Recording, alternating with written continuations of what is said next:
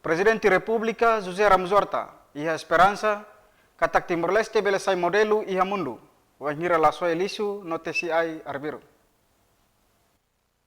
Esperança ne Presidente República José Ramos Horta hatoba jornalista Sira foi participa seminário Lorong Mundial ba Oceanos e campus Auditório Engenharia Wentel Hera Quartane.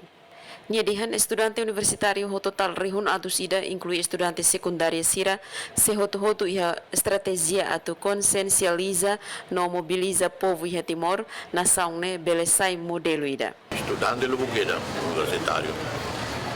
Total rihun atus ida resi. Kota Sira SMA. Se Sira todo estratégia ida para consciencializa, mobiliza povo iha Timor toma. Para neha noin bele Timor bele sai modelo ida dia que rai nemo la lixo suai motalana tesi aya viru ape biara ida.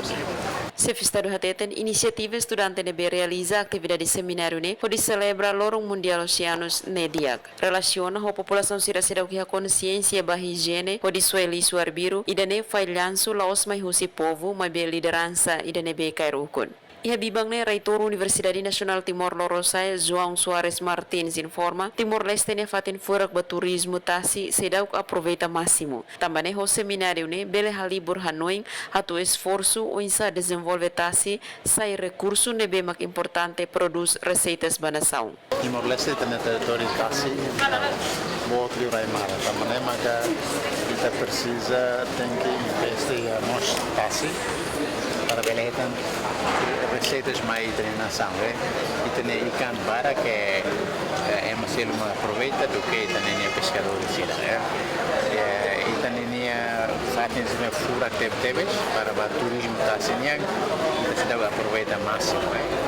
Crisozono Magalhães, STL News.